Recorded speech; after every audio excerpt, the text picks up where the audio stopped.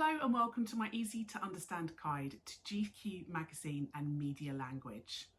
This video is going to be particularly relevant for you if you are studying AQA A-level media studies, as it's currently a set text on that specification. These 5 pages displayed on the screen here are the set pages for study for exams in 2025. And there are 2 additional pages that have been added for study if you are taking the exam in 2026 onwards. The front cover of the magazine is fairly conventional. The large medium close-up of a celebrity on the front is very typical of a magazine. They often act as a way of drawing in audiences, and they add this element of star quality to appeal to viewers. Having him over the top of the masthead as well, again, that's quite conventional. You think, why would you cover up the title of your magazine? But actually it's quite common on magazines, and it's often done to show that the magazine brand is so well known that viewers, readers will recognise it even though half of it's covered up. The direct gaze, again, is very conventional. It draws in audiences. There's a very clear kind of Z line of positioning here, whereby your eye is drawn from the masthead in the top left-hand corner across and then down his face, and then back across the bottom of the magazine where the main cover line is. The main cover line obviously tells us that Robert Pattinson is the focus of this particular issue, and the use of the kind of rhetorical question with the question mark, again, draws in readers and makes them want to read the magazine to find out more. GQ magazine falls under the kind of men's lifestyle genre, and the cover lines on the front kind of reflect this. So there's lots of stuff about things like fashion, relationships, etc. There's also some things about film. So it kind of covers quite a broad range of content. The use of the phrase Holy Grail on the front cover really kind of helps to sell this idea that GQ is almost like a Bible.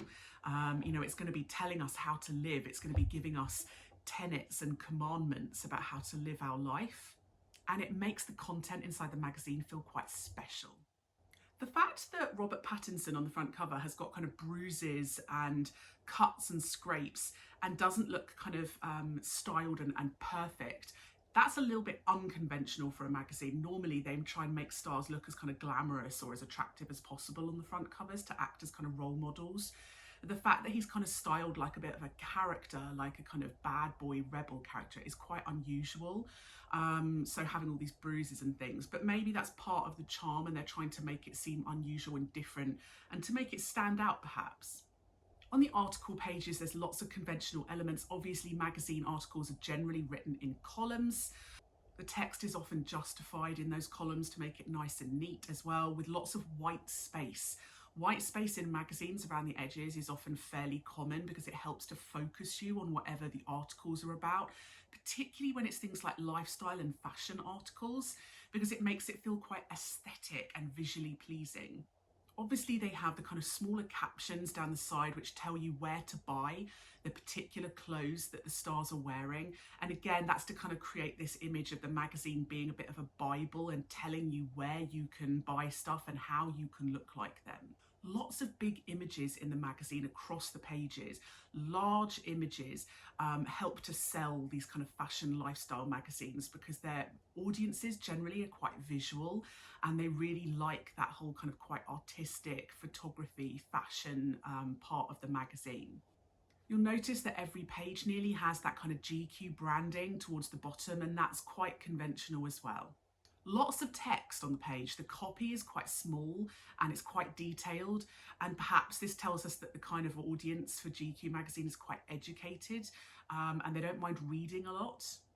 There's lots of intertextual references on the pages in the articles as well. So for example, in the Jonathan Bailey article, they reference Bridgerton, but they also reference things like Shakespearean plays, etc. So lots of intertextual references to draw in audiences. It gives them something they're familiar with.